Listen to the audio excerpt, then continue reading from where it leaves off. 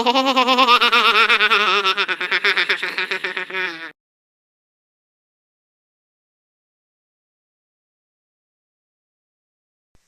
well, this is the last of my multi-part series on this creationist video that's annotated down there and in the description and such. You can see parts 1 and 2 annotated above me, right here. So make sure you see those before this one. And now that we have seen that, well, the creationists, scientists who are creationists are in a very small minority, as you saw in video 1. And all the books criticizing evolution that the video presented, many of them agree with evolution, just some of them not, specifically with Darwin. Also, if you check the description and an annotation on the previous video, you'll note that Darwin Retired is actually the book Darwin Retried. I was just being dyslexic or something, and I missed that. So, I edited that. Thank you, Black Platypus, I think is his name. Alright, on to video 3! As Science Digest reported over 30 years ago, scientists who utterly reject evolution may be one of our fastest growing controversial minorities.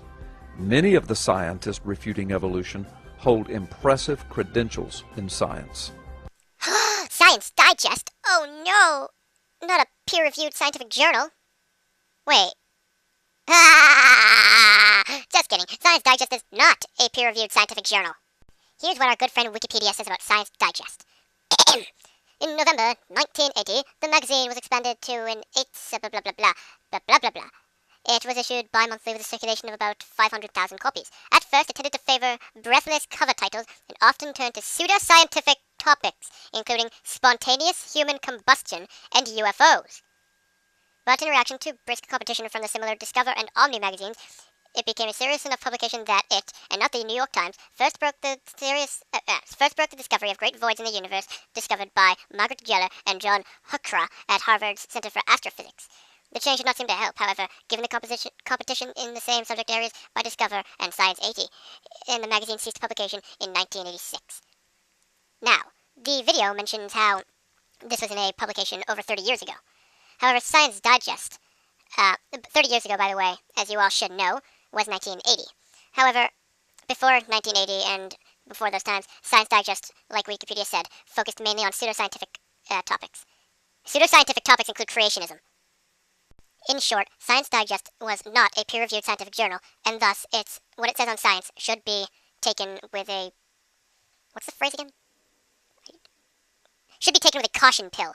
Does that sound okay? Yeah, that's good. Okay, thanks. One example of these type scientists is the late Dr. Arthur E. Wilder Smith, an honored scientist with an amazing 3 earned doctorates. He held many distinguished positions. A former evolutionist, Dr. Wilder Smith debated various leading scientists on the subject throughout the world. In his opinion, the evolution model did not fit as well with the established facts of science as did the creation model of intelligent design. Well, Mr. Smith's opinion is wrong!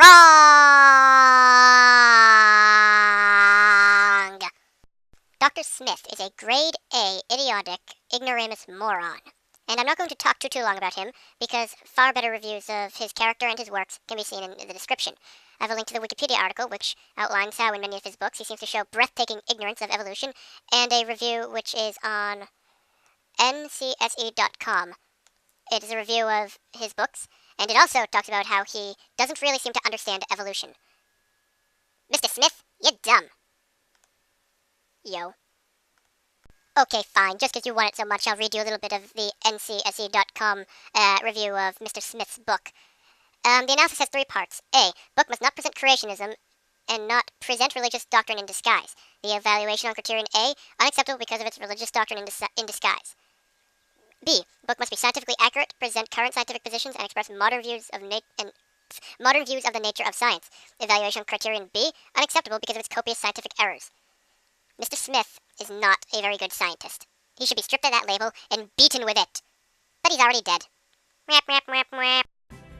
Dr. Wilder Smith says, the evolutionary model says that it is not necessary to assume the existence of anything besides matter and energy to produce life. That proposition is unscientific. We know perfectly well that if you leave matter to itself, it does not organize itself, in spite of all of the efforts in recent years to prove that it does. Wrong, sir, wrong. According to Wikipedia, you got a degree in chemistry, eh? Yeah. Well, guess what? When matter organizes itself in that way that you said it doesn't, that's all chemistry. That's all abiogenesis is. Chemistry. Chemistry! There's a link in the description to a bit of a something from a textbook website that shows an animation of abiogenesis. It's from McGraw-Hill textbooks.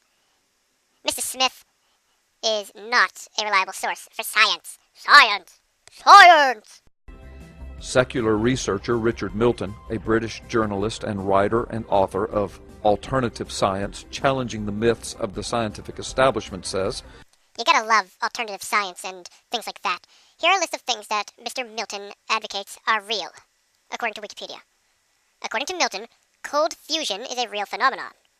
Furthermore, the standard solar model is flawed, and the sun may in fact be powered by a cold fusion process. Alternative medical concepts, such as bioenergy, homeopathy, and iridology, are scientifically valid. Paranormal phenomena, such as psychokinesis and remote viewing, are real. There's evidence for the I've never read this word before. Luminiferous ether.